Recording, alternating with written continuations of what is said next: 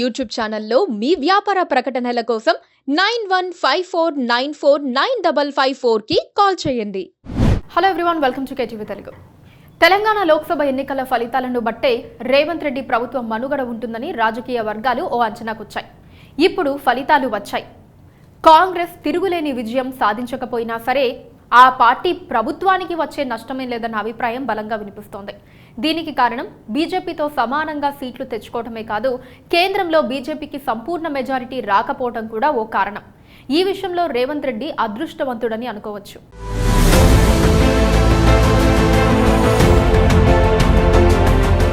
తెలంగాణ లోక్సభ ఎన్నికల ఫలితాలు అనుకున్నట్లుగానే బీజేపీ కాంగ్రెస్ మధ్య పోటాపోటీగా సాగాయి. చివరికి రెండు పార్టీలు చెరో 8 సీట్లను గెలుచుకున్నాయి. మజ్లిస్ పార్టీ తన హైదరాబాద్ సీటును నిలబెట్టుకుంది. బీఆర్ఎస్ పార్టీకి ఒక్కటంటే ఒక్కటి కూడా రాలేదు. 2-3 చోట్ల మినహా అన్ని చోట్ల 3వ స్థానంలో ఉంది. చాలా చోట్ల డిపాజిట్లు కోల్పోయింది. కంటోన్మెంట్ ఉప ఎన్నికల్లో కాంగ్రెస్ అభ్యర్థి విజయం సాధించారు. అంటే కాంగ్రెస్కు మరో ఎమ్మెల్యే యాడయ్యారు. ఇప్పుడు కాంగ్రెస్కు అధికారికంగా 65 మంది ఎమ్మెల్యేలు ఉంటారు. బీఆర్ఎస్ నుంచి వచ్చి చేరిన వారు అదనం. బీజేపీ కాంగ్రెస్ కన్నా 1-2 సీట్లు ఎక్కువ సాధించి ఉన్నట్లయితే ఆ పార్టీ నుంచి కాపాడుకోవడం కష్టమయ్యేది. ఇప్పుడు కేంద్రంలోనూ బీజేపీ బలహీన ప్రభుత్వమే ఏర్పడుతోంది. మిత్రపక్షాల మీద ఆధారపడి ప్రభుత్వాన్ని నడపాల్సి ఉంటుంది.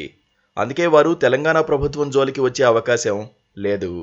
తెలంగాణలో కాంగ్రెస్ పార్టీ ప్రభుత్వాన్ని ఏర్పాటు చేసినప్పటి నుండి ఆ ప్రభుత్వం ఉండదని పదే పదే అభిప్రాయం చెప్పేవారే ఎక్కువగా ఉన్నారు. ముఖ్యంగా బీఆర్ఎస్ నేతలు ఎలా జరుగుతుందో కూడా విశ్లేషించేశారు. పార్లమెంట్ ఎన్నికల్లో కాంగ్రెస్కు పరిమితంగా సీట్లు వస్తాయని, బీజేపీకి ఎక్కువ వస్తాయని, ఆ తర్వాత బీజేపీ ఆ ప్రభుత్వాన్ని పడగొట్టేస్తుందని అంచనాలు వేస్తూ వచ్చారు. కేసీఆర్ కూడా తమ పార్టీ సమావేశాల్లో ఇవే చెబుతూ వచ్చారు. 100కు పైగా ఎమ్మెల్యేలు ఉన్న తన ప్రభుత్వాన్నే కూల్చేందుకు బీజేపీ నేతలు ప్రయత్నించారని, కాంగ్రెస్ను సహించే ప్రశ్నే ఉండదని ఆయన అభిప్రాయం. ఈ పరిస్థితి తీసుకురావడానికి ప్రత్యక్షంగానో పరోక్షంగానో కేసీఆర్ బీజేపీకి సహకరించారు. తెలంగాణలో కాంగ్రెస్ ప్రభుత్వంపై ప్రజా వ్యతిరేకత పెరిగిందని తేల్చేందుకు బీజేపీకి సైలెంట్గా సపోర్ట్ చేశారు. అది లోక్సభ ఎన్నికల ఫలితాల్లో స్పష్టమైంది. అయితే తెలంగాణలో బీజేపీ 8 సీట్లు సాధించింది, కానీ దేశంలో అంత ప్రోత్సాహకర ఫలితాలు లేవు. అందుకే బీజేపీ సంయమనం పాటించే అవకాశం ఉంది. అయితే ఇప్పుడు బీజేపీ బలపడే ప్రయత్నాలు మాత్రం ఆపదు. బీఆర్ఎస్ ఉనికిని వీలైనంతగా పరిమితం చేసేందుకు ప్రయత్నిస్తుంది. బీఆర్ఎస్ ఓటు బ్యాంకును కాపాడుకోలేకపోయింది. ఇప్పుడు ఆ పార్టీకి చెందిన క్యాడర్ను బీజేపీ కాంగ్రెస్ పార్టీలు పంచుకుంటాయి. ఎక్కువగా బీజేపీ పంచన చేరిపోతారు.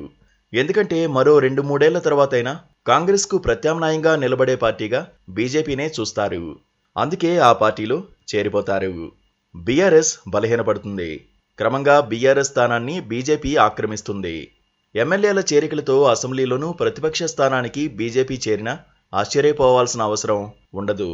తాము బలపడేందుకైనా బీఆర్ఎస్ పార్టీని బలహీనం చేసేందుకు తెలంగాణలో కాంగ్రెస్ వర్సెస్ బీజేపీ అన్న పరిస్థితి ఉన్నట్లుగా తెచ్చేందుకు ప్రధానంగా కొంతకాలమైనా కాంగ్రెస్ ప్రభుత్వం జోలికి వచ్చేందుకు బీజేపీ సిద్ధపడదు. కాంగ్రెస్ ఇచ్చిన హామీల కారణంగా ఇవాళ కాకపోతే రేపైనా ప్రజలు ప్రభుత్వంపై తిరగబడతారన్న భావన బీజేపీలో ఉంది. ఎంత అసంతృప్తి చెందితే బీజేపీకి అంత మేలు జరుగుతుంది. మరోవైపు రేవంత్ రెడ్డికి వ్యక్తిగతంగా ఫలితాలు ఇబ్బందికరమే. ఆయనపై హైకమాండ్కు పార్టీ నేతలు లేనిపోనివి చెప్పుకోవడానికి ఎక్కువ అవకాశాలు కల్పించినట్లవుతుంది. మహబూబ్ నగర్ పార్లమెంటు స్థానంలో గట్టిగా పోరాడినా ఓడిపోవాల్సి వచ్చింది. అసెంబ్లీ ఎన్నికల్లో 7 చోట్ల కాంగ్రెస్ అభ్యర్థులే గెలిచినా పార్టీ ఓడిపోయింది. డీకే అరుణకు బీఆర్ఎస్ పార్టీ సహకరించడమే కారణం. అలాగే తన సిట్టింగ్ సీటు మల్కాజ్గిరిలో బీజేపీ అభ్యర్థి ఈటల భారీ మెజారిటీతో గెలిచారు. అయితే ఖమ్మం, నల్లగొండ, వరంగల్ జిల్లాలు రేవంత్ను గట్టెక్కించాయని అనుకోవచ్చు. బీజేపీ వచ్చే అసెంబ్లీ ఎన్నికల నాటికి ఇంతకాలం అన్ని పార్టీలకు ఛాన్స్ ఇచ్చారు. బీజేపీకి ఒక్క ఛాన్స్ ఇవ్వమని అడిగితే ప్రజలు స్పందించే అవకాశం ఉంది. అప్పటి వరకు రేవంత్ సర్కార్ జోలికి రాకుండా బీజేపీ బలపడే ప్రయత్నం చేస్తుంది. అందుకే రేవంత్ సేఫ్ అని అనుకోవచ్చు. బీజేపీ అగ్రనేతలు కోరుకున్నట్లుగా 400 సీట్లు కేంద్రంలో వచ్చినట్లయితే రేవంత్ సర్కార్కు కౌంట్ డౌన్ ప్రారంభమయ్యేది. ఇప్పుడు అలాంటి పరిస్థితి లేదు. రేవంత్ సేఫ్ జోన్లోకి వెళ్లారు.